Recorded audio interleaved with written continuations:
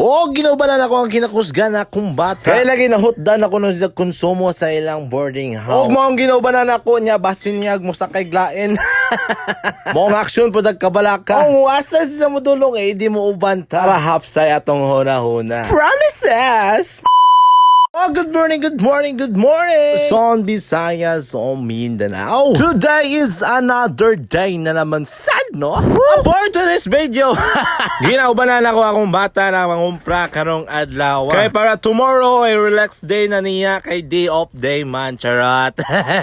Para ay nag-ugma, magsima-sima rasiza sa ihang boarding house. So akong nabantayan nga nakaingon kung wala man kayo kay mga sudan gipamalit. Sagaran niyang mga gustong paliton, sagaran mga snack rajud na niya. Iyang ginaingon sa ako, dili man kuno sila hilig ansit kanton. Ina sa mga dilata. Ay, lagi, likay sa UTI. Delikado ning UTI ug makasulod sa atong lawas. Promises! Og nakita ninyo akong batang namurazo si Zagihang. Kay di pud lalim ni taon ning mangumpra. Ay, mo man dyan ilibot-libot na ugasan siya nakabutang ng mga item niya. Og itan-aw siya sa mga isda og tagpila. Medyo mahal-mahal man ang isda karon. Mo naka-decide siya na mosuway kuno may zagtan-aw adong manukan. Kay naa may gipangita nga ihang gusto jud kaayo. Uli ginatawag nga batikon. Mo nang ginaingon ako nga lami ng batikon ug adobohon. Sa mo tong pinauga na pagluto. Dapat jud pagluto ana dapat lapuan jud na una. Speaking of batikon, gahi jud na siya.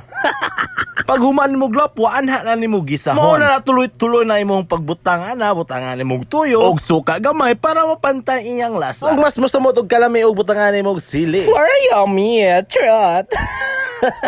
Huwag padulong na ta magpa-counter. Ay nahuman naman na pamili sa mga paliton. O mangita tag-counter nga asa dapit ha ang gamay nga pila. Og nagtimingan pag pagpangumpra na mo arang taasa kayog pila. Huwag ato ang ginapas forward kay basing mapulaan mong tanaw.